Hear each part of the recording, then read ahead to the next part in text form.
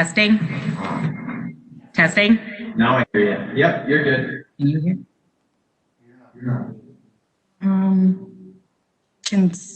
Test.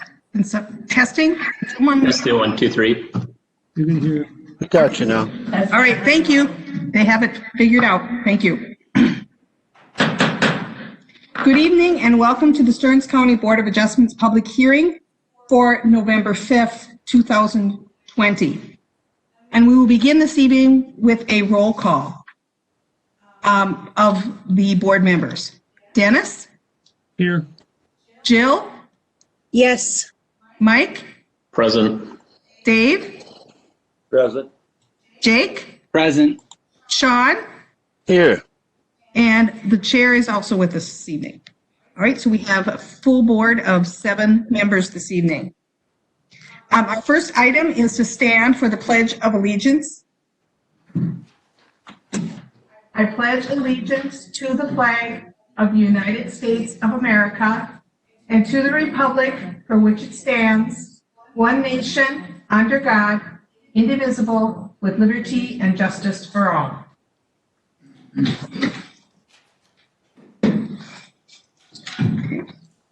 In response to the COVID-19 and pursuant to Minnesota Statute Chapter 12 relating to emergency management, Governor Walz has declared a state of emergency.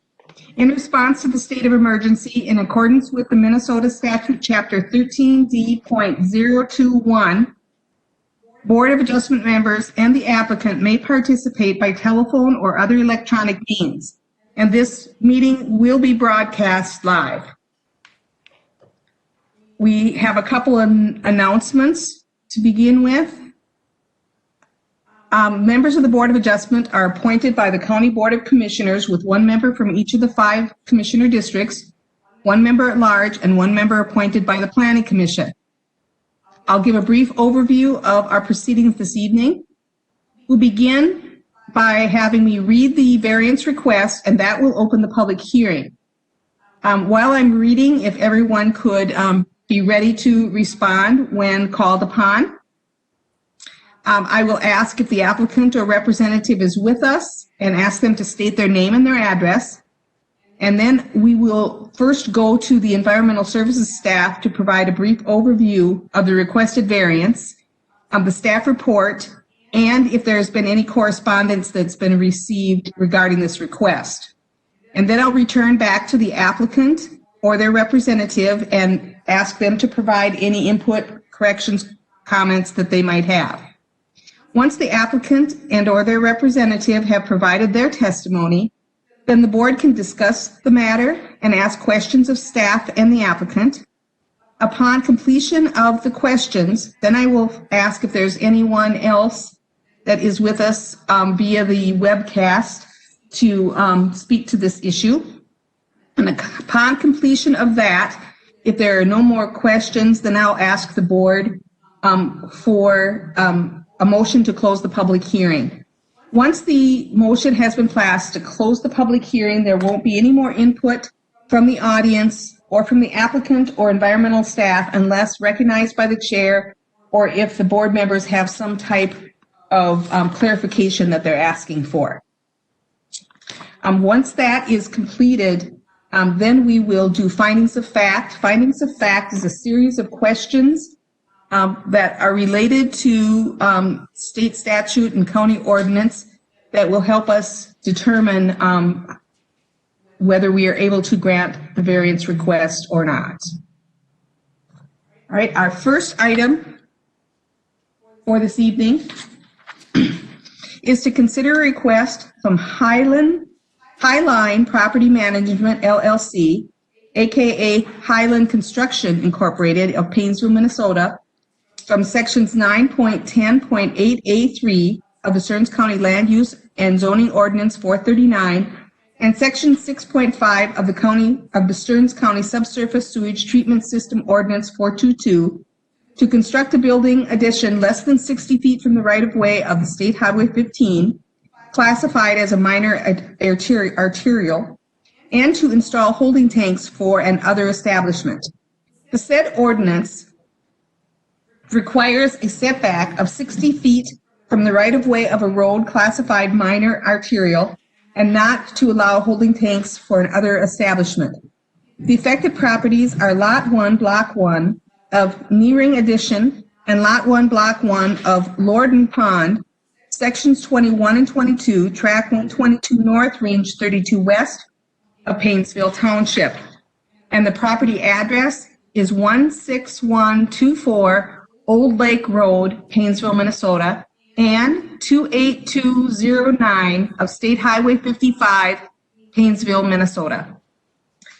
And I believe our applicant is with us in another room here on site. Is that correct? Yes, it is. Okay, and you're Rick?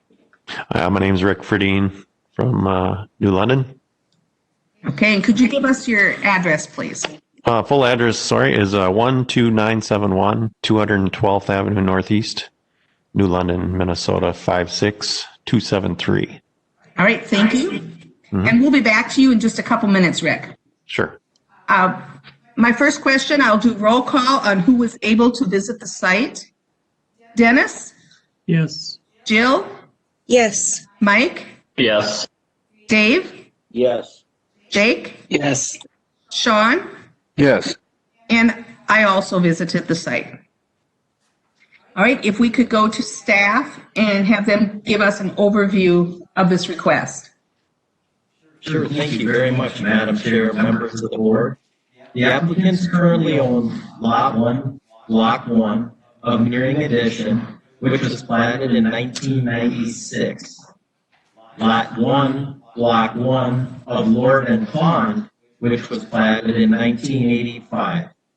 The two platted lots contain a total lot area of approximately 7.8 acres.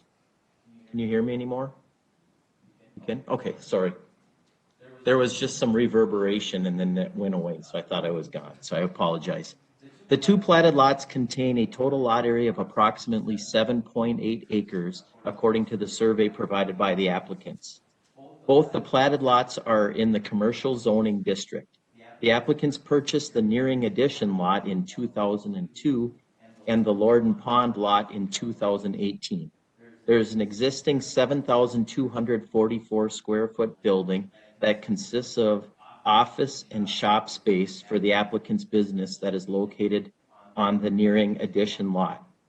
The shop area, 6,584 square feet, was constructed in 1997 prior to the official controls. That portion of the building is located 4 feet from the right-of-way of State Highway 55. The additional 660 square feet of office space was permitted by Painesville Township and constructed in 2007. The subsurface sewage treatment system that services the existing building consists of a septic tank and drain field. The system was permitted and installed in 2000 and is located where the proposed building is proposed to be located. The applicants are proposing to construct a 41,000 square foot building addition. The proposed addition will be located 6 feet from the right-of-way of State Highway 55, which is classified minor arterial.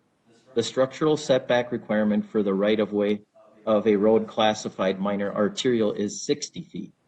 The applicants have been in contact with Mark Wren from the Minnesota Department of Transportation to seek the vacation of approximately 45 feet of the existing right-of-way. That vacation process can take up to a year to be completed. Even if the applicants gain the 45 feet of existing right-of-way, a variance would still be required. The Minnesota Department of Transportation has indicated that they will not object to the variance request. The applicants are also requesting to install holding tanks for sewage generated by the business. They have submitted a septic design for the holding tanks that was completed by a licensed septic designer. Holding tanks are not currently allowed for businesses or other establishments. The property is not in the Shoreland Overlay District. The existing subsurface sewage treatment system was installed in 2000. That system will be abandoned. A septic design has been submitted for the holding tanks. The current impervious lot coverage for the property is approximately 7%. The proposed impervious lot coverage when the project is complete will be 33%. Painesville Township, the Minnesota Department of Transportation, and property owners within 500 feet have been notified of this request, and we have no other correspondence that have come in regarding this request. All right, thank you. We'll go back now to the applicant, and you can share with us anything you'd like to in regard to this request. I really don't have a heck of a lot more to add. The building is basically going to stay the same parallel direction as the existing building, and it does get further away from Highway 55 as it gets further to the southeast, I guess the direction is. So it is 22 feet away from the right of way at the end of the building where we're proposing to build. And we will be going to try to purchase, like Jamie said, about 45 feet. But sounds like that takes quite a while to go through all the channels. The only other thing I was going to add is the septic tanks we were proposing to put in, holding tanks. We might also try to plumb out eventual future septic going towards Highway 55 if we're able to buy that land and to put a drain field on that side of the building eventually. I guess I don't know exactly if that's something that can be added later as far as the drain field goes, but nonetheless, the septic tanks is basically what we're looking for with this meeting, as well as the variance for the proposed building. That's really all I have to add at this time, I guess. Thank you.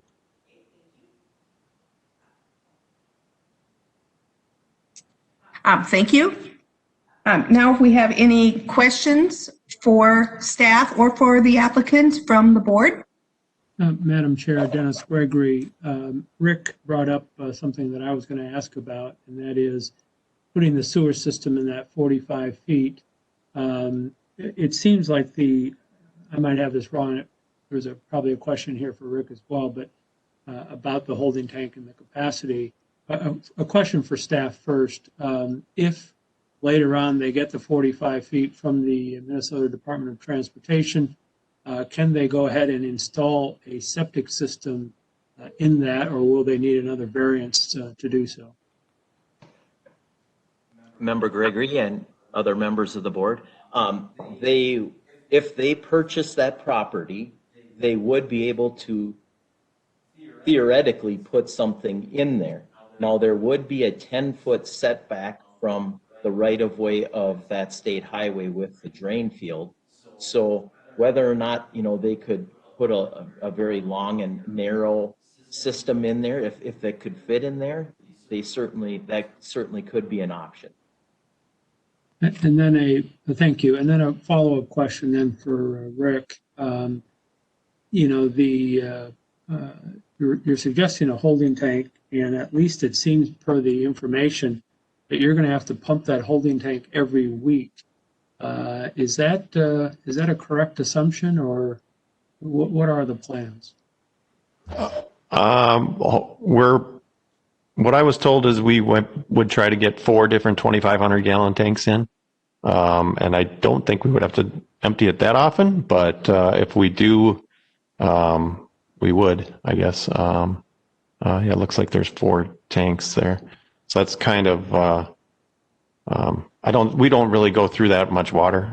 There's not that many employees there. It's more of a shop. There is a wash bay that we're putting in with this as well, but I don't think we'll go through quite that much water, but if needed, I have no problem doing what needs to be done, I guess. Okay. It had, on the septic design, again, just for clarification, I see on the drawing it has 4 tanks, but on the septic design, it says there's 2 tanks for a tank volume of 5,000. Is that 5,000 per tank then? Is that where I'm confused? No, I think they are 2,500 gallon tanks, and I guess not exactly sure. We were originally going with 2 different 2,500 gallon tanks, and then there was 2 more additional ones for I think the other 2 extra ones were for the drain, for the wash bay possibly. If maybe, yeah, Jamie's nodding. So I think that was the plan. Does that make sense? Yeah. And so my concern is if the other two are just for the wash bay and the first two are anticipated to have a 546 gallon per day is and you can only go to 75% of capacity, is that you'd have to, again, every 6 days you'd have to pump that tank, and I guess that was concerning. Sure. Yeah, that would make it would be a concern. We only work 4 days a week. Fridays, I guess there are some office people there for half a day. We have, I believe there's 5 employees in the office. So that's all we use for now. And there's just washer, dryer. There's not and the bathroom. So there's not a great deal of water, but yeah, whatever calculation they came up with, I guess. We have a couple of different companies that we've worked with in the past that for the septic pumping. So, I mean, if we have to schedule it every week, that's not a concern to me whatsoever. Okay. And then one last question, thank you. And that is, besides the 45-foot area that you might acquire from the state, and I know there's water on the far end of the lot that you have, but is there no other place for a septic system without the 45 feet?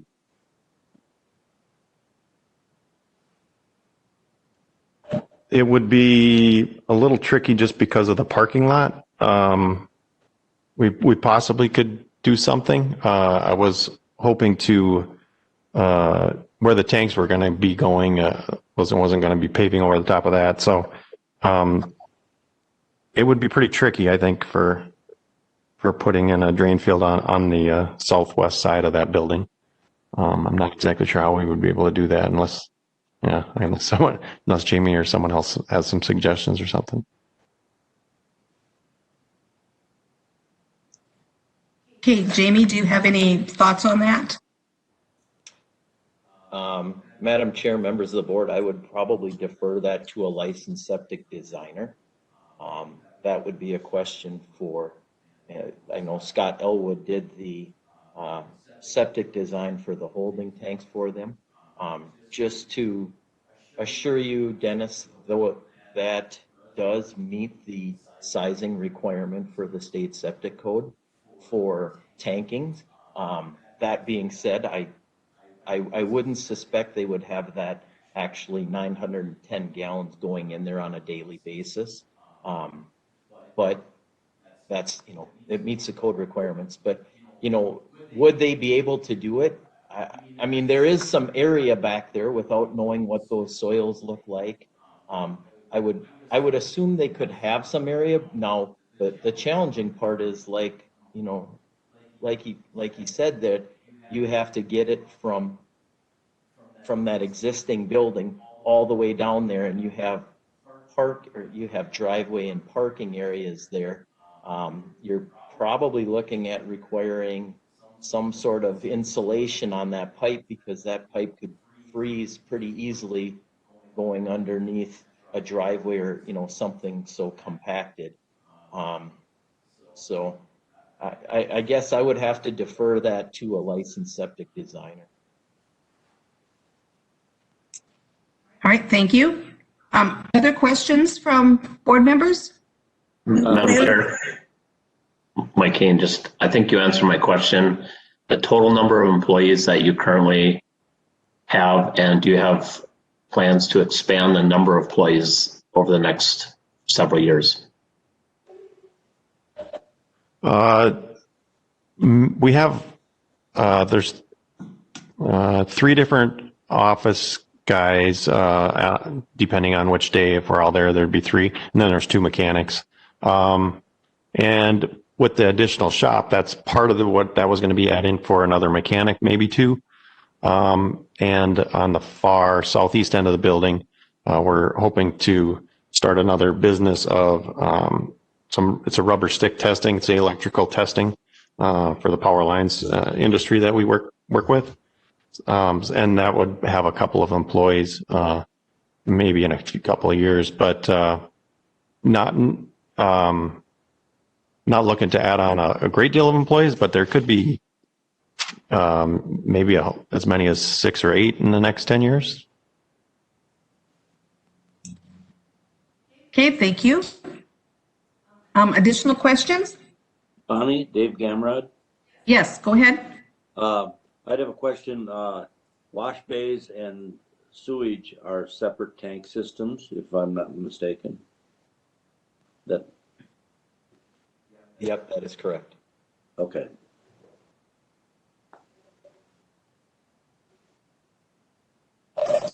Madam Chair, Jill DeLong. Go ahead, Jill. So I just trying to understand. So it sounds like it's two things. One thing is constructing the building closer to the property line than code, and the other thing is the installing holding tanks for the other establishment. Is that correct? That would be correct, and we also have the option of doing that either as one finding or as separate findings. Okay, thank you. So the reason why I say that is because some of the previous discussion, it sounded like buying the 45 feet of right-of-way was in order to resolve the holding tank situation, where I thought that the two things were not intertwined. But can we clarify a little bit on that, please? If is that right-of-way purchase, is that related to where the septic system is planned? No, it's not. It won't affect what we're going for this variance meeting. And in the holding tanks, I was planning on leaving them in, even if in the future I'm able to purchase that land from the state and then get a permit for getting the drain field in appropriately. And I would still keep the holding tanks and maybe tie them together for the wash bay, and just keeping that on that part, or vice versa. But that's kind of what I was hoping. Thank you. So then the screen we're looking at, page 12, there's the two S's and circles right next to the existing building, but being covered up by the proposed building. When I visited the site, I saw those. Are those the existing septic tanks? Yes, they are. Okay, and they would have to get removed.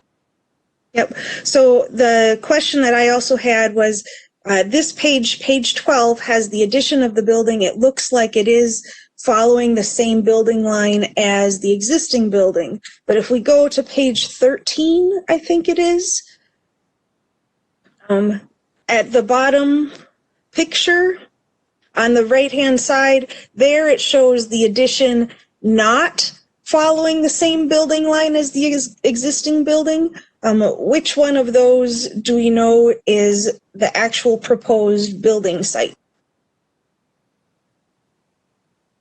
Oh, sorry. Yeah, that picture was a preliminary one we had started with. What the anticipation that I was going to be able to buy that land from the state, and I didn't realize that it took as long as it did. So then we shifted the building over to where it runs parallel on the edge. So in this picture, it shows 25 feet past our existing building each way, and we're moving that to where it's flush on the highway side, and it's 50 feet on the southwest side. So yeah, that's a change. That's not an updated picture, I guess. Okay, thank you for clarifying. So it also looks like there might be houses or some residential buildings where this proposed infiltration pond is. So those will be torn down with this construction? The house and building that was on that property has already been tore down. They've started moving some dirt. Some of the contractors did last winter or last spring, I guess it was. But yeah, in that picture there, that house and building are both gone already. Okay, thank you. And the last one, I'm sorry, thank you for your answers. So just to make sure I understand why we're asking for the variance, or why the holding tanks are the proposed solution. Is that, earlier we were saying that if we made some kind of drainage field that's, far beyond where the new construction is, there's risk of freezing pipes and things like that. And so by putting them in holding tanks in this proposed location, is that due to that potential, or are there other factors that are driving this location choice? Basically, because of not really having the space to put an appropriate drain field in for these for a septic. That's why we were going for the variance for the septic tanks, holding tanks. In the future, hopefully, we can get that land from the state to do the appropriate drain field. If we did have to pipe it, if we were not even to have the holding tanks, I'm not exactly sure if we could, whether it was put in a drain field way up to, in this picture here, maybe up to the northwest corner. But I don't know how that works. I guess if that's something that can be done and pumped up that way, or or run 400 feet to the to the southeast. I don't know if that's something that's practical, but that's what I'm trying to get away from is with these 4 holding tanks, if that's sufficient enough. I was hoping to go with that until I can get everything done with the state. Okay, thank you very much. Okay, do we have additional questions, or are we ready for findings? Doesn't sound like we have any additional questions, so then we need to decide whether we are going to do this as one finding of fact or separate findings of fact for the having the building addition less than 60 feet from the right-of-way of the Highway 55, and to install holding tanks for another establishment. What are the wishes of the board? Madam Chair, Dennis Gregory, I would make a motion that we close the public hearing. All right, we have a motion to close. I'll second it, Mike Kane. All right, is there anyone opposed to closing the public hearing? Hearing none, we now have the public hearing is closed, and we need to make a decision whether we're going to do the findings jointly or separately. Madam Chair, Dennis Gregory, I would recommend doing them together. I think they're interrelated. I will second that. Madam Chair, Jill DeLong, I apologize. We've seen a lot of sites in the last couple weeks, so I might be wrong. But I thought I read somewhere that the Minnesota Department of Transportation did not have any concerns at all with the location of this. Was that on this application or on one from a different week? All right, I have staff nodding their head that yes, the Department of Transportation did not have an issue with this. Okay, then I am okay with having both of them together. Thank you. All right, so we have 3 members that are all right with putting them together. I also am okay with putting them together, and that would be a majority. So we will go ahead and do findings with them jointly. All right, I will begin with findings then. To construct a building addition less than 60 feet from the right-of-way of State Highway 55, classified as a minor arterial, and to install holding tanks for another establishment. Number 1, the proposed use is allowed in the zoning district in which the subject property is located, yes or no? Madam Chair, Dennis Gregory, it's a commercial district, zoning district, and so the use is allowed.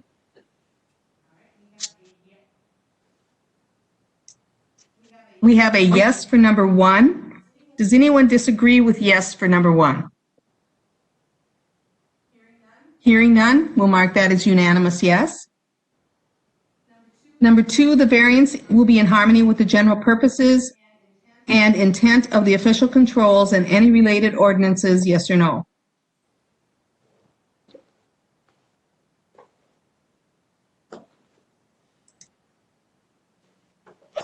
Madam Chair, Jill DeLong, I believe there's two different ordinances in play. One for the property line is to ensure that whatever property owner on the other side has enough clearance for all of their needs, and also clearance for utilities, clearance for emergency equipment, things like that. As it sounds like the governing office, the Minnesota Department of Transportation, does not have any issues with encroaching upon this property line. I believe that fits, that it will be with the general purposes of that control. I also believe the other official control regarding the sewage subtreatment system, it sounds like the applicant has really thought about what he wanted to do for where this sewage subtreatment system would go.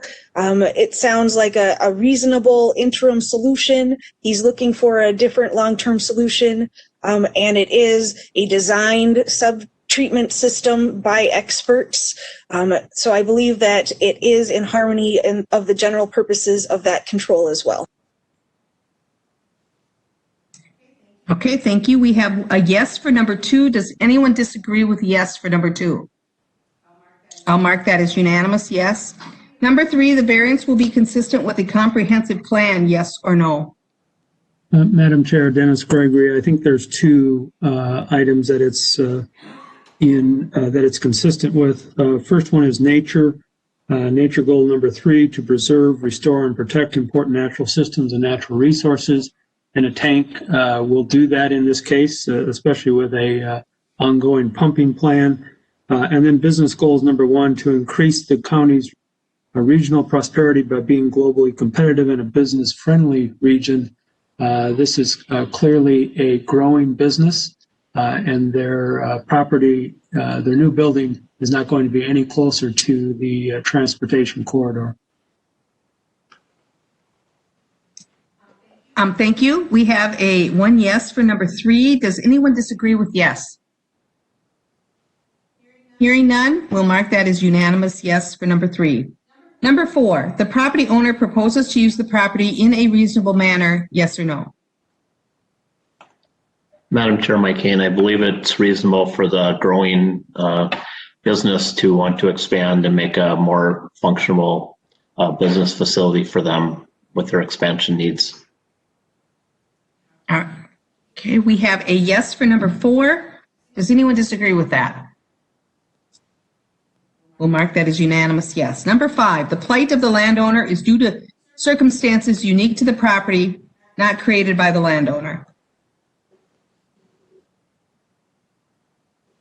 Madam Chair, Sean Blackburn. Go ahead. Go ahead, Sean. I would have to say this is a unique to the property. It's a very obscure shape in a unique place, and they're trying to make use of it. So it's certainly a good thing. All right, we have a yes for number 5.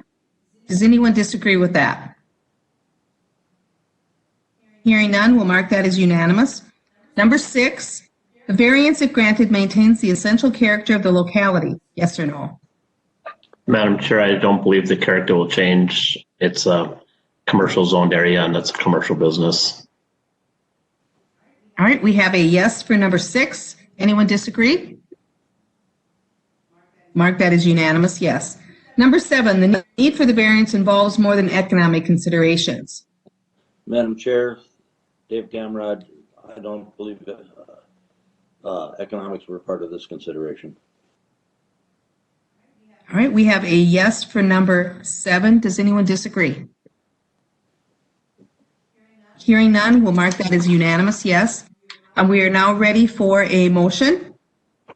Madam Chair, Dennis Gregory, I would make a motion that we approve the applicant's variance to construct a building addition less than 60 feet from the right-of-way of State Highway 55 and to install holding tanks for their establishment. And no conditions. Okay, thank you. Sure, And Mike can we have Kane will a second? second that. Mike Kane will Okay, second that. Thank you, Mike. We have a motion and a second. I'll do roll call for the remainder members. Jill? Yes. Dave? Yes. Jake, Yes. Sean, Yes. and the chair is a yes as well. So that is unanimous yes. The motion carries to offer you your variance. Thank you for joining us this evening.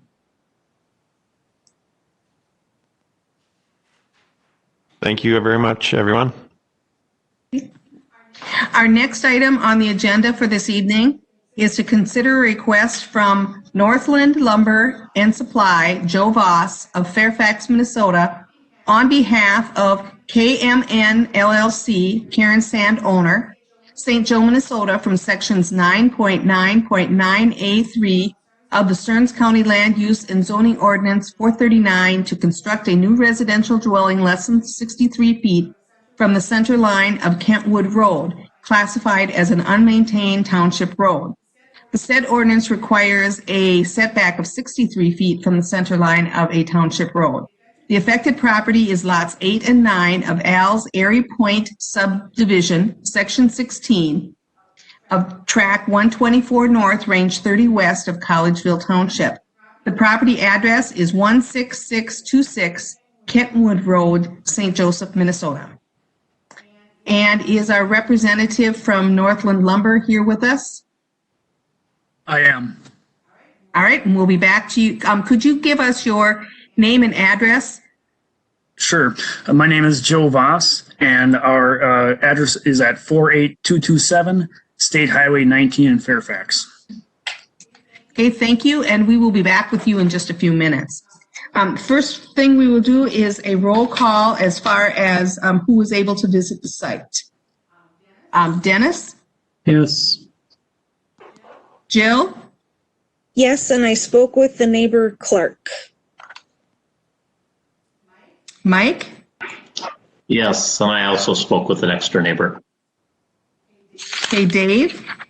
Yes, and I also spoke with an next door neighbor. Okay, Jake? Yes. And Sean? Yes. All right, and I also visited the site, but I'm not sure. It seemed like Keystone Road that was attached to, which was the road before you get to Kentwood, was chained off when I got there.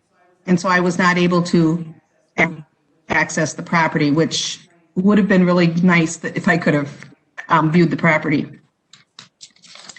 Okay, if we can then go to staff for an overview, please.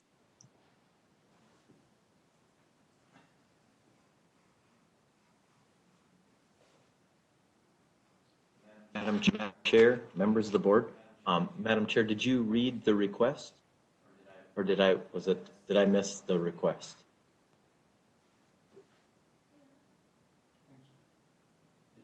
Did you go through it? Okay, I apologize then. Madam Chair, members of the board, the applicant currently owns Lot 8 and 9 of Al's Airy Point Addition. Al's Airy Point Addition was platted in 1947.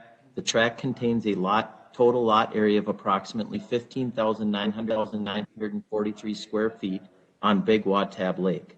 The property is in the R1 zoning district. The applicant purchased the property in 2001.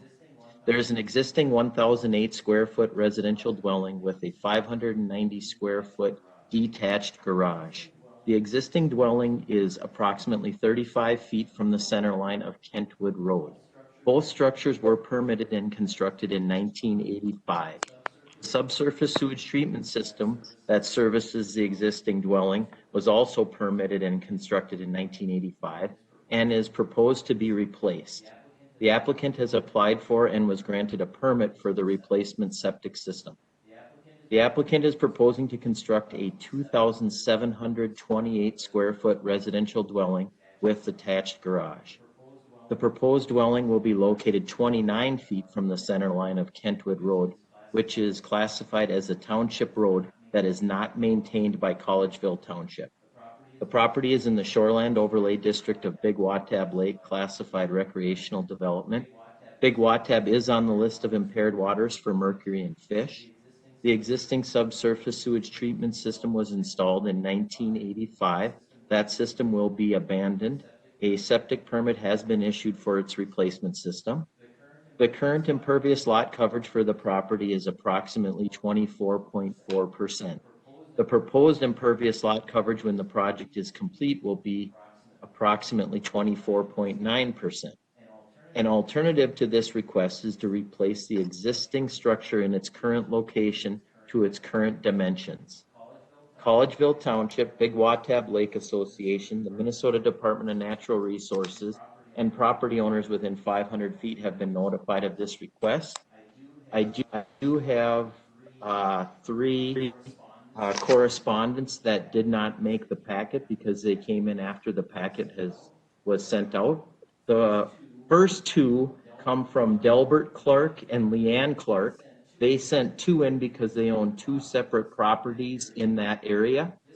This letter is in support of the variance application for Karen Sand, 16626 Kentwood Road, St. Joseph. We are property owners within 500 feet of the proposed construction of her new residential dwelling, and we're totally supporting the approval of this variance. The proposed residential dwelling fits well with the neighborhood homes, and we believe it will be an asset to our neighborhood. And their addresses for the properties that they own are 29812 Kestrel Lane and 29785 Kestrel Lane. And the third one that I received is from Tom and Ginger Sand. They own the property at 16594 Kentwood Road, St. Joseph, Minnesota. This email is to communicate our support for the setback variance to allow the construction of the new residential dwelling at 16626 Kentwood Road, St. Joseph, Minnesota. We believe this new house will be an asset to the neighborhood and improve the overall appeal of the property. Karen Sand is a first-class property owner and a first-class neighbor. The project will be done properly and be a beautiful addition to our neighborhood. Respectfully, Tom and Ginger Sand. And that is all I have for correspondence. Thank you. All right, we'll go back to the applicant or their representative. If you have some comments that you would like to share with us. Thank you, board, and thank you, Jamie. Appreciate that. You know, there is not much to add. I think Jamie did a great job. The drawing that is pulled up on the screen now, I was just making sure that this submittal or this drawing got in front of the board. It was submitted after the application was sent in, but I was hoping to just show that the proposed home that we're going to build in place of the existing, the only ordinance that we are asking for a variance on is the setback from Kentwood Road. Originally, it was designed to be in line with the neighboring homes. The home to the north, what you're seeing right now on the right-hand side of the screen, it has a approximately 21-foot setback from the property line. And the home to the south, also as you continue down the road, the property line continues, is also approximately 21 feet, give or take an inch or two. The existing home that is being proposed to take down, repair, and rebuild in its spot, again, we have met ordinary high water setback, side yard setbacks, impervious counts, and again, thought that the lining it up with the existing homes would be the most appropriate. Originally finding out on the, if you see my notes on the left-hand side, the setbacks, due to the fact that I have to abide by the county's rules, I'm either 30 foot from the right-of-way or 63 feet back from the center line of the road, whichever is more restrictive.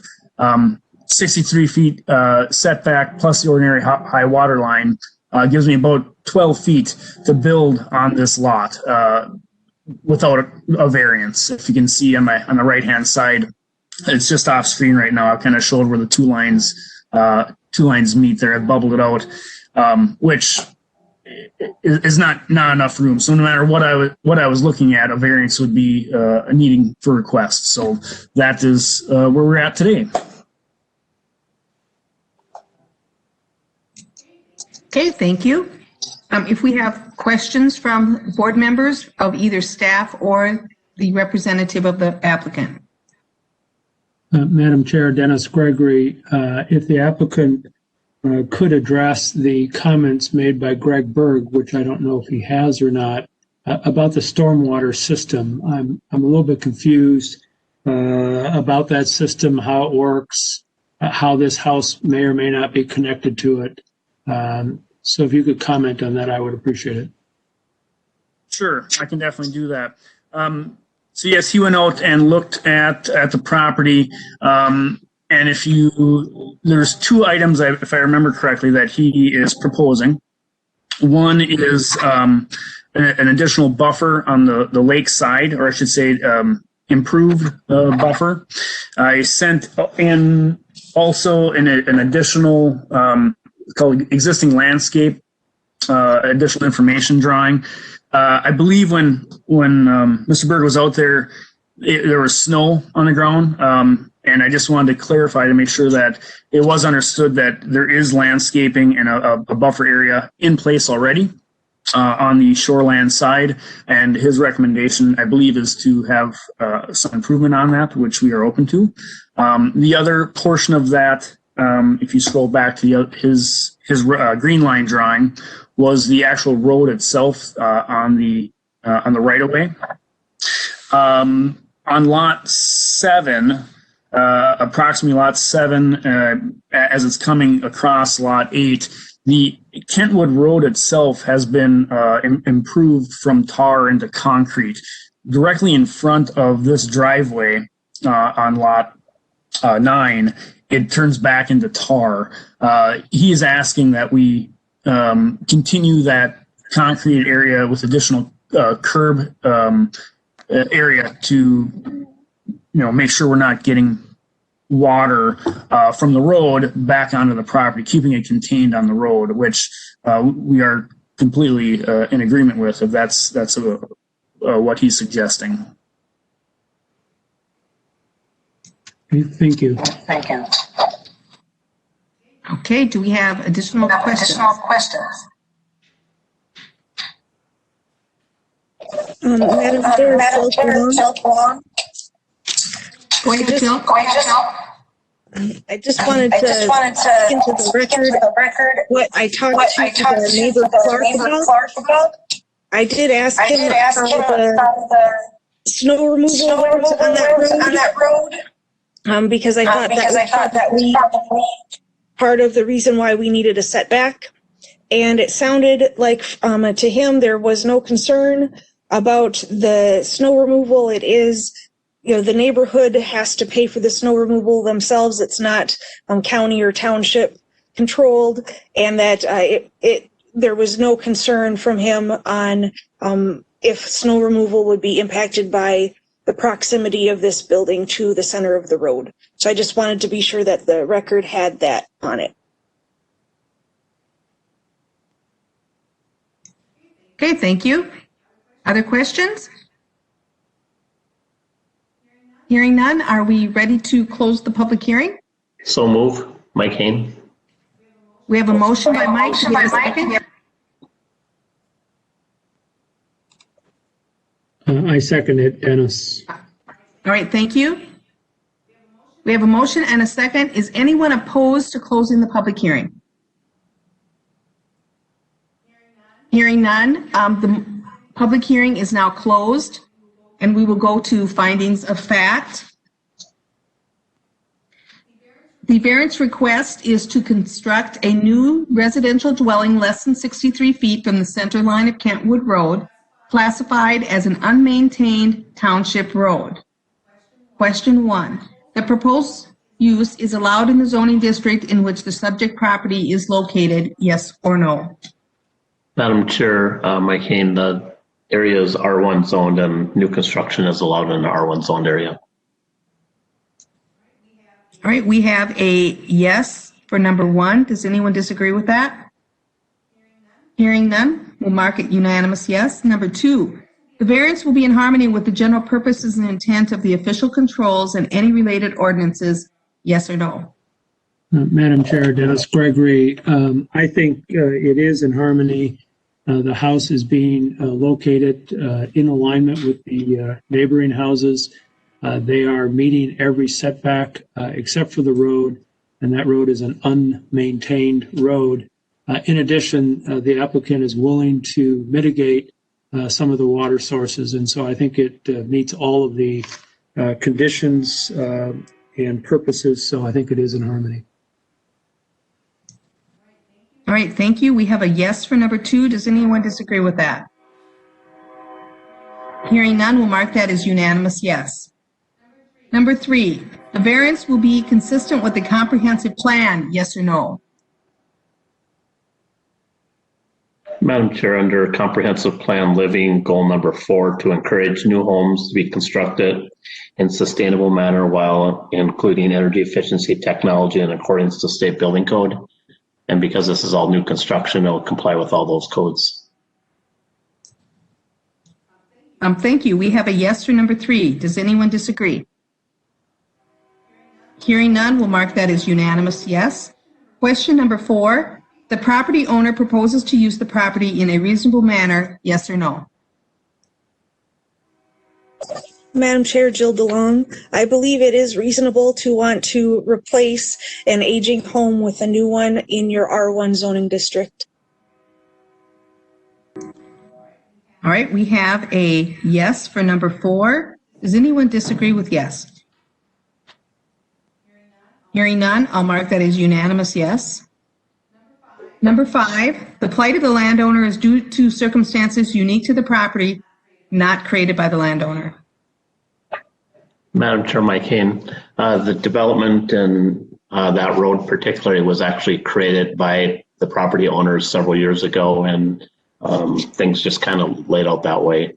So it is reasonable to for this because it was already in place from this origination to now. And I would agree with that. As the applicant representative had indicated, no matter which direction they went, they were going to need a variance, whether they went closer to the lake or closer to the road. So we have a yes for number 5. Does anyone disagree with yes? Hearing none, we'll mark that as unanimous yes. Number 6, the variance, if granted, maintains the essential character of the locality, yes or no? Madam Chair, it does, Dave Camerad, it does maintain the same type of buildings are all along that community. It fits in real well. All right, thank you. We have a yes for number 6. Does anyone disagree with that? Hearing none, I'll mark that as unanimous yes. Number 7, the need for the variance involves more than economic considerations, yes or no? Madam Chair, Jill DeLong, it does involve more than economic considerations, as the existing house does not meet the 63-foot setback, and so it really is the lot and the location. All right, we have a yes for number 7. Does anyone disagree with that? Hearing none, I'll mark that as unanimous yes. And we are now ready for a motion. Madam Chair, Dennis Gregory, I would make a motion that we approve the applicant's request for a variance to construct a new residential dwelling less than 63 feet from the center line of Kentwood Road with 2 conditions. The first condition, as recommended by Greg Berg, with the exception, and we didn't talk about the water quality basin that he recommended in his first condition, and I would not include it in my condition as part of my motion. But the remainder of that, connecting into that stormwater system and putting in the curb that the applicant talked about, I think it's fine for the condition. The second condition is to extend the native plant as recommended by Greg Berg, And I would just make the condition 10 feet or greater and leave the greater up to the applicant. All right, we have a Madam, I'll second motion that. and a second. We'll do roll call. Second. Okay, Jill, Yes. Dave, Yes. Jake, Yes. Sean, Yes. and the chair is also a yes. So we have a unanimous yes. Motion passes for your variance request, and thank you for joining us this evening. Our next item on the agenda is to consider a request from Kevin Frericks, St. Rosa Lumber Incorporated, Freeport, Minnesota, on behalf of Mark and Lisa Ostendorf of Eden Prairie, Minnesota, from sections 9.9.9A1 and 9.9.11 of the Stearns County Land Use and Zoning Ordinance 439 to construct a new single-family residential dwelling unit less than 10 feet from a side yard property line and in excess of the allowed 25% lot coverage in a R1 zoning district. The said ordinance requires a minimum side yard property line setback of 10 feet and a maximum lot coverage of 25% for properties located in an R1 zoning district. The affected property is the south 75 feet of the north 200 feet of block lettered B of Docks Beach, section 32, track 127 north, range 32 west, Millwood Township, with the property address of 44851 Birch Park Court, Gray Eagle, Minnesota. And this is a request that was continued from the October 19th meeting of the Board of Adjustments to allow for completion of the required engineered stormwater management plan. And with reading of the application, we would indicate that the public hearing is reopened from the previous meeting.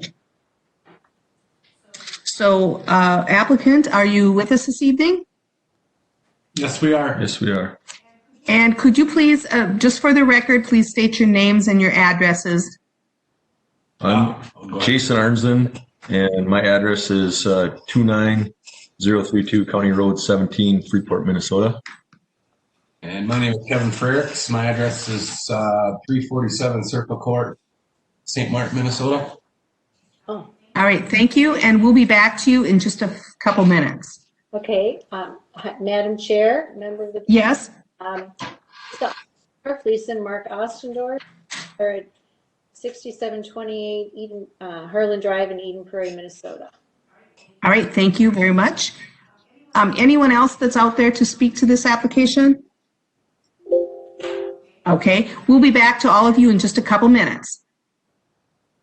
If staff could give us an overview. I believe that from the last meeting, I believe all staff members visited the property during the October meeting. Am I correct? Is there anyone that has not visited this property? Hearing none, I will make that assumption that we all visited it prior to the October meeting. If staff could go ahead and give us an update on what has changed or transpired since we last discussed this matter.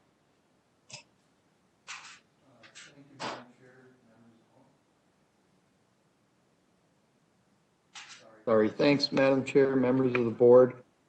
The request is the same as from the October meeting.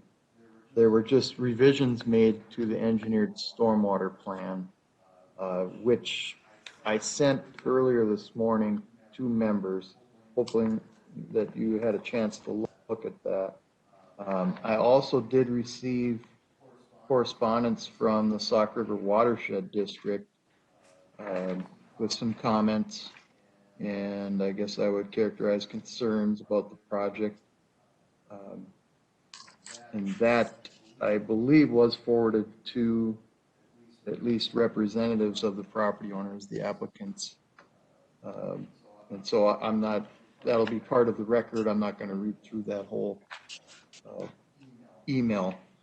But in short, staff that reviewed the stormwater plan did approve the plan with 8 conditions, which if a variance would be granted, those conditions would be implemented as part of the construction site permit. And that would be all that I have. Okay, so am I understanding correctly then the 8 conditions that you're speaking of, because they would be part of the site plan, we would not need to include those in a motion? Am I correct? Or we should include them in a motion? I would, Madam Chair, I would include the, just as part of the motion would be that you would follow, or the applicants would need to follow the approvals for the stormwater plan conditions. Okay, thank you. All right, if we have comments from the applicants that they would like to share with us? Madam Chair, can you hear me? Yes, we can. Okay, if I could just say a few things to kind of answer some questions I think that we were talking about last time. Couple of things. I was just going to say that our cabin is kind of squeezed on the lot down in our section of the lake. And I believe these were zoned way back in the 40s or the 50s. And houses were much smaller and generally used for summer homes, and they weren't zoned for contemporary living in the homes people live in year round now. And being that our cabin is now uninhabitable, we plan on living in this new home, building a new one. We plan on improving, a few things. We're going to reduce the current hard surface, move, I'm trying to read this so I don't forget. I fumbled last time. We're moving back 9 feet from the lake. We're going to put in the water management plan. Currently, we don't have anything in place. If we built on our current footprint, the new build would be closer to the lake, and we wouldn't have any, the hard surface would stay the same. We also are going to put in a brand new septic system that will be done by a licensed company in place of the current one that we have now, where I believe the ground is saturated. We're just hoping to improve our environment on our property and making it aesthetically pleasing for everyone in the lake. Our neighbors are excited for us to enhance the aesthetics, the environment of our area. Also, a variance was given to the prior owners of our cabin for the 4 feet over onto the property to the right, which, we're going to build in the exact same place. And the lot next door is in a trust in Mark's name, our name, and we own it. We have no plans to sell it. His mom right now is currently living there, and she's hoping to for, years to come. She has a sister in Freeport and many relatives and friends around the lake. And we're just hoping she can stay there as long as she can. And we hope to, we put a lot of thought and respect into building this, and we hope that, we can use it for years to come. Thank you. All right, thank you. Now, do we have any questions from board members of either staff or of the applicant? It's hard. Madam Chair, Dennis Gregory, a question for staff. If we were to approve the variance, one of the items in the Environmental Services Department report was maintaining a long-term maintenance plan.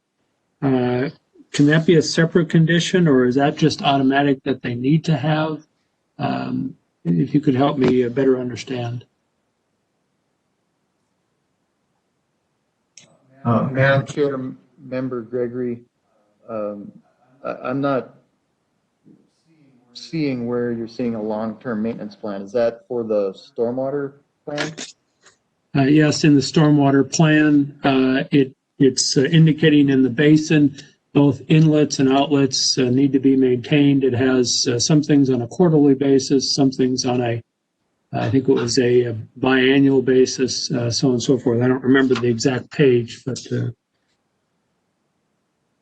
Okay, Madam Chair, Member Gregory, that would be incumbent upon the property owners to complete that maintenance. That's not something that the department would be checking up on a regular basis. Okay. And it's on page 3.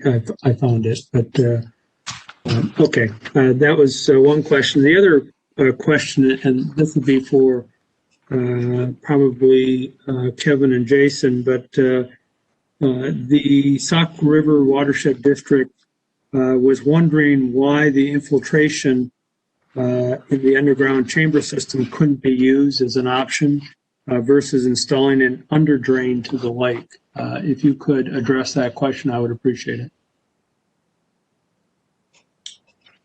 To tell you the truth, this was the recommendation from the company that we had hired, and I know they were working back and forth with the county to come up with a plan.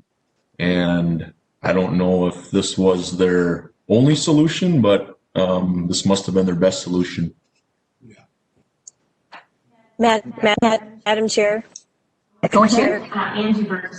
Angie Berg, Stearns County Environmental Services.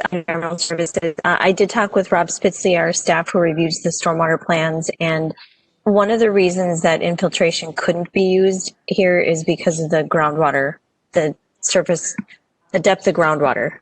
So infiltration would not be an option here because the groundwater is too high, and that wouldn't meet those requirements.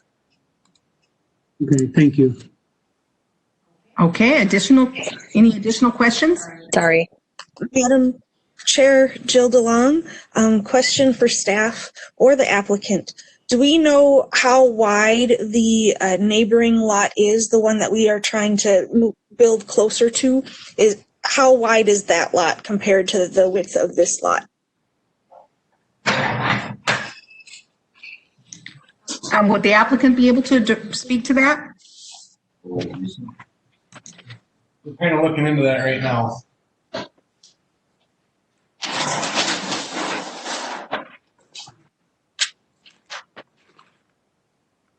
The reason why I ask is, although the applicant does own both lots, there are two different residences, one on one lot, one on the other. And although they aren't planning on selling it in the near future, there is always that potential in the further future. And I just want to understand any implications that might have on any future owners of that lot if they want to build on it. Correct. I just checked, and the lot beside is also 75 feet wide. Both lots are 75 feet wide. Right. Thank you. Okay, and could staff maybe give us some insight on if they would foresee any implications that allowing this would have on the second lot? If they, in the future, wanted to build, add on, change? Madam Chair, members of the board, they're two separate lots. So that lot to the north could be sold separately to another party. They're not combined. So them building closer than required would not have a negative effect on that other lot? Well, it's just going to be 6 feet closer than what's required. Okay, thank you. Madam Chair Jill DeLong, question for staff. Thank you for moving it to this picture so we can have a better understanding of what the impact is. It looks like that neighboring lot's garage is also very close to the property line. Do we know what width or what spacing will be there if this house is built at its current specs from that garage? How far of a distance will there be between those two buildings? Madam Chair, members, Member Long, it would be, the house would be as close as that garage is to that neighbor garage.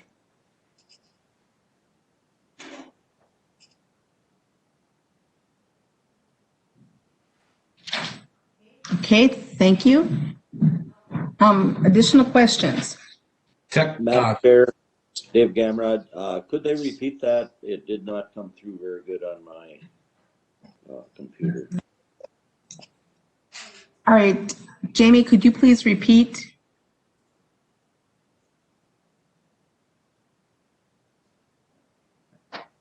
Madam Chair, the answer is that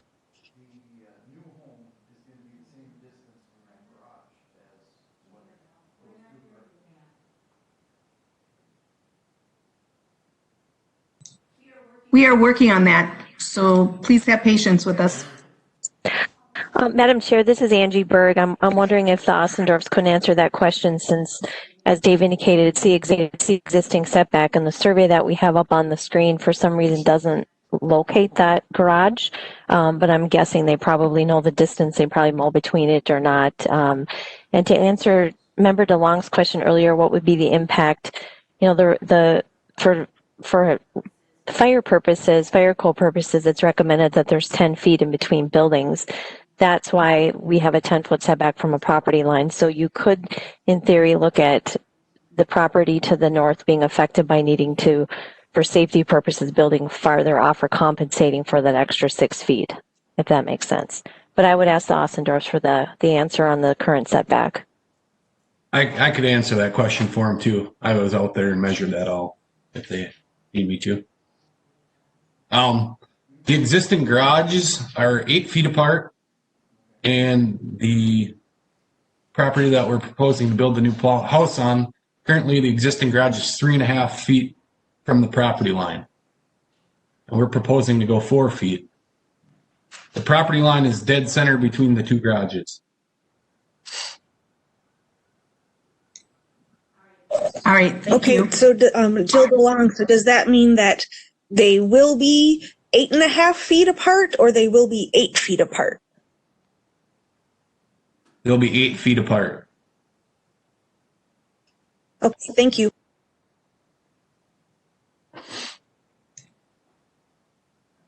Okay, thank you. Additional questions? Okay, I'm not hearing any additional questions, so are we ready to close the public hearing? I just, if you don't mind, I would like to sum up, just Go ahead. if you got like 1 minute. I was just kind of looking at the flip side of the coin. So if, I guess, and I know we're asking for 2 variances here, which seem like a lot, but you know, the other option we have, if we did build a new cabin on the existing footprint, at the end of the day, the existing garage that's there would be saved, and the existing garage is 4 feet off the line. We wouldn't have asked for this if the existing garage wasn't already like that. So if we would decide to build on the same footprint, the existing garage would stay there, and it would be 4 feet off the line. So that's the same. If we decide to build on the existing footprint, we're too close to the lake. The other thing is if we decide to build on the existing footprint, then we would leave the impervious surfaces as is. So that impervious surface would actually be more than what we're proposing. And then the last thing is if we build on the existing footprint, we wouldn't need a stormwater management plan. So I guess what I'm getting at the end of the day, we're not really asking for anything above and beyond what's already there. We're actually improving, by everything that we're doing, we're improving the situation. And I don't think there's any neighbors that object to it. And I mean, there's been a lot of variances that were granted on this lake, you know, in similar situations. So I just hope you guys take that all into consideration. Okay, thank you for your comments. Are we now ready to close the public hearing, or are there more questions? Can I add one thing? Go ahead. The garage of which is Mark's mom's, next door to us, their garage is also over too far on the lot line. That's why it appears to be closer. And, as we stated, we're not planning on selling these lots or that lot. She's living there, and, she's already signed the variance for us. And when I had called Stearns County earlier this summer, they thought that would still stand and we move forward, but we're not planning on doing anything. But her garage is also over further than ours, or than it should be. Thank you. Okay, thank you. Is there someone out there that would like to make a motion to close the public hearing? Madam Chair, Dennis so Gregory. moved. All right, Second. Dennis, I have a second from Dennis and a motion from Jill. If there's anyone objecting to closing the public hearing? Hearing none, the public hearing is now closed. And we will go on to findings. The variance request is to construct a new single-family residential dwelling unit less than 10 feet from a side yard property line and in excess of the allowed 25% of the lot coverage in an R1 zoning district. Question 1. The proposed use is allowed in the zoning district in which the subject property is located, yes or no? Madam Chair, new construction is allowed in the R1 zoning district. Okay, we have a yes for number 1. Does anyone disagree with that? Hearing none, we'll mark it as unanimous yes. Number 2, the variance will be in harmony with the general purposes and intent of the official controls and any related ordinances, yes or no? Madam Chair, Jill DeLong. I believe no on both counts. I believe that the setback is in order for fire safety. Right now, these are 2 garages, and if there was a garage fire, which can happen, I think that the distance between the 2 garages is smaller than recommended for fire safety. Additionally, with the impervious surface, although they are improving it from 38 to 35%, our recommendation is 25%. Just being at that site, seeing the buckling of the concrete, knowing that there's a high water table, and also having the feedback from the Soil and Water Conservation District that where they were concerned about the imperviousness, I believe it is not in harmony with the general purposes of the controls.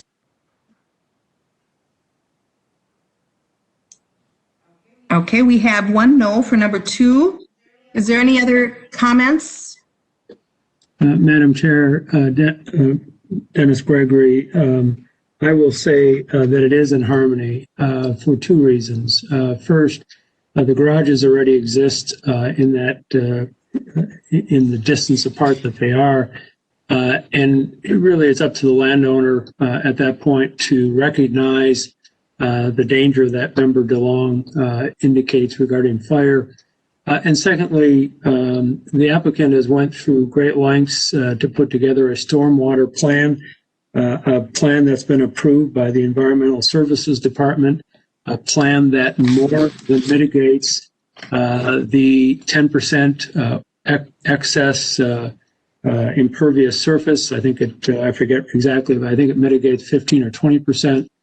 And so I think in the end, the lake is better off with this plan, and so I do think it is in harmony with the general purposes and intent of the official controls.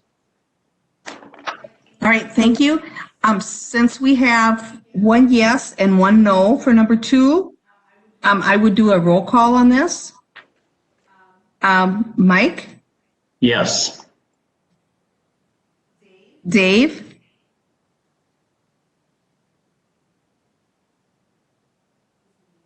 Dave, you're muted.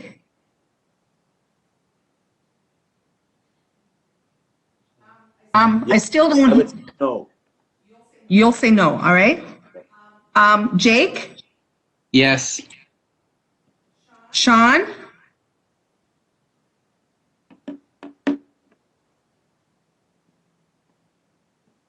Sean?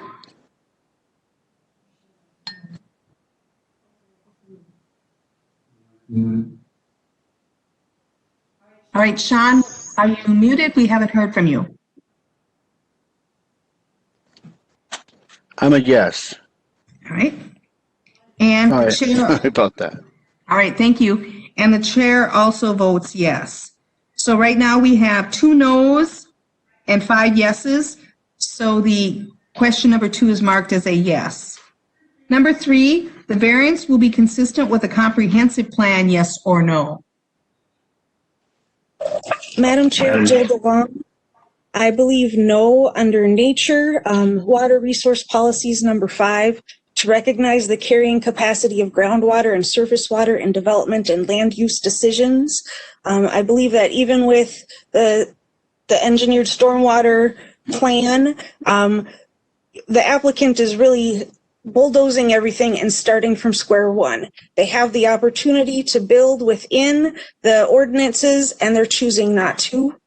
So I would just like to say that no, it's not in harmony with the comprehensive plan. All right, do we have other comments for number 3?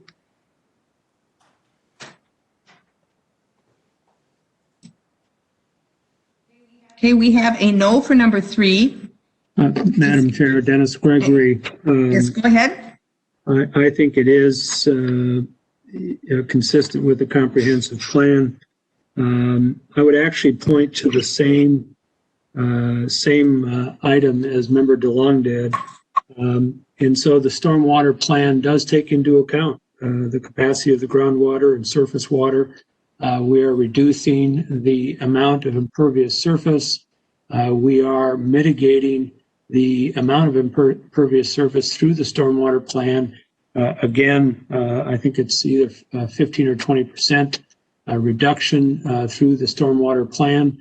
And so I do think it, in fact, is working in the taking into account the conditions on the site. Okay, we have 1 yes and 1 no for number 3. So we will do a roll call on number 3. Mike? Yes. Dave? I'm a no, and the reason is it's just too high of percentage over the 25%. Okay. Jake? Yes. Sean? Yes. And the chair is also a yes. So we have 2 no's, 5 yeses. So the answer to number 3 is yes. Number 4, the property owner proposes to use the property in a reasonable manner, yes or no?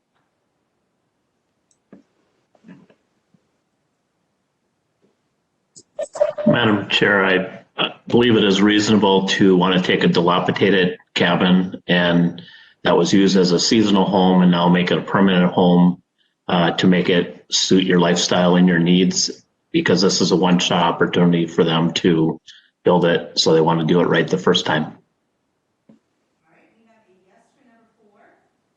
Madam Chair, Jill DeLong, I would say no. I believe that the property owner is trying to build too big of a house on a small lot. They can't meet the setback requirements and they can't meet, or they're not trying to meet the impervious surface requirements. So I do not believe it's a reasonable manner. All right, we have 1 yes and 1 no for number 4, so we will do roll call. Dennis?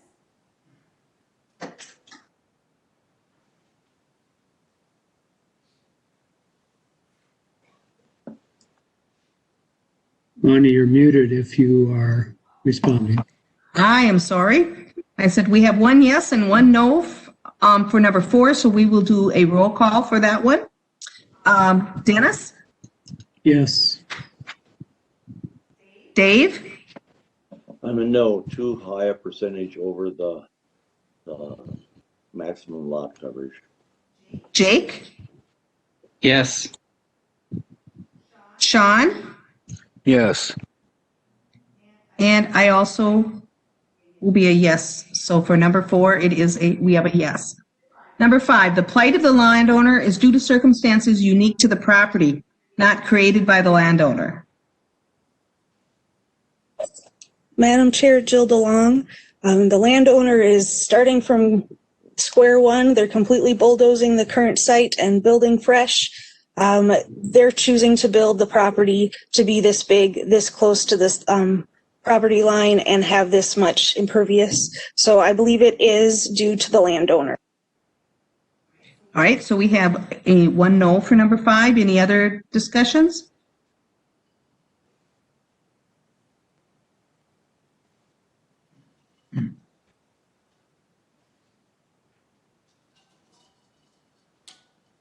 Madam Chair, Sean Blackburn. I'm going to say that it is due to the circumstances of the unique property.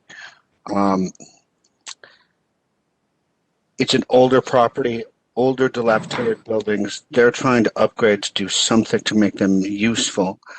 So that certainly seems like it was part of the property before they even got there, the way that these buildings were set up on this strange double lot. All right, so we have 1 yes and 1 no, so we will do a roll call. Dennis? Yes. Mike? Yes. Dave? No, too big a percentage over the maximum. Jake? Yes. And I struggled with this one, but because of the reason that those garages currently exist there, and even if we can't get things to meet the standards, meet the ordinances, if we can improve the situation, I think that's part of our task. And so I'm going to say yes. So we'd be yes for number 5.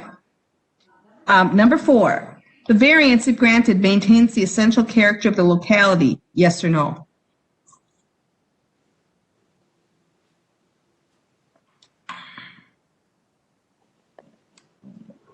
Madam Chair, Sean Blackburn. The variance granted, it would not change the character too drastically. I mean, you'd be upgrading a couple buildings, but not changing a whole lot. Okay, we have a yes for number 6. Any other thoughts?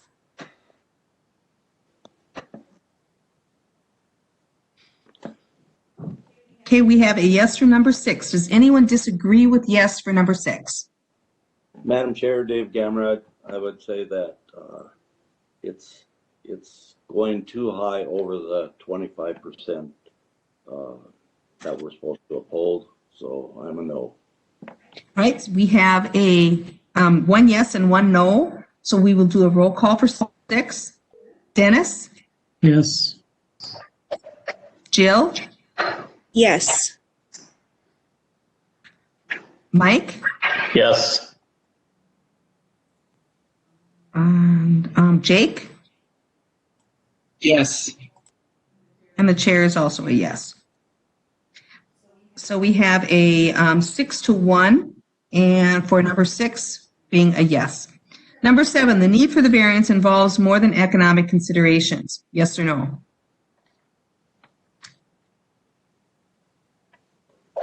Madam Chair, Mike Kane, I believe economics were a factor, but not the only factor. So I would say yes.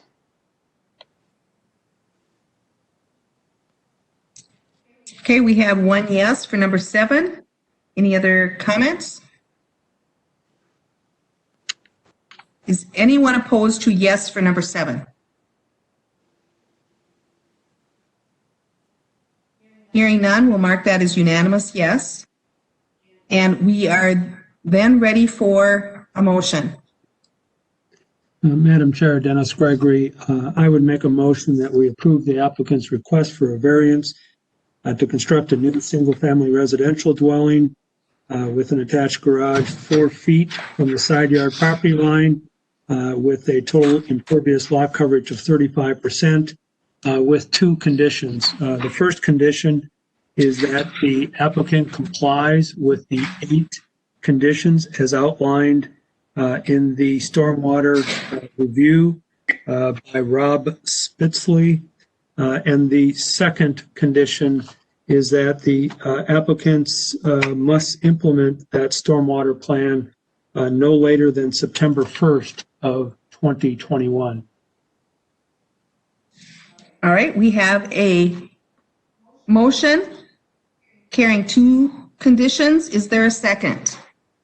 Madam Chair, Mike Kane, I will second that. All right, we have a motion and a second. We will do roll call. Jill? No.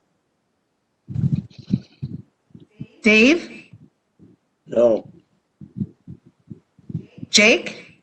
Yes. Sean? Yes. And the chair is also a yes. So we have 2 noes, 5 yeses. Motion carries. Your variance request has been granted. Thank you for joining us this evening. Thank you. Thank you very much. Thank you, everybody. Appreciate it. Does staff have anything additional for us for this evening? Madam Chair, I can comment since Jamie's not mic'd up. We do have only one item for the next meeting. So you've earned your keep over the last few months with all the extra meetings. You only have one for next month, for your special meeting. Okay, thank you. That helps. Merry Christmas. Gives us a little. Thanks so much. All right, thank you. Thanks for your time and everything. All right, hope everybody. Everybody, go ahead. I did catch the virus and I recovered from it, and it was an experience. So everybody just stay safe. Well, thank you too. Gosh. Glad you're doing better, Dave. Yep. And hopefully what they say about that if you catch it once, you aren't going to catch it again. Well, you can take a sigh of relief, Dave, that you're done with it. The state says for only 6 months. Oh, okay. All right. Well, thank you, everybody. And we will see you in December. Have a great Thanksgiving, everyone. Madam Chair, I move to close the meeting. All right. We have a motion to close. Is there a second? I'll second. Okay. We have a motion to close and second. All in favor? Aye. All right. Motion carries. Thanks, everyone.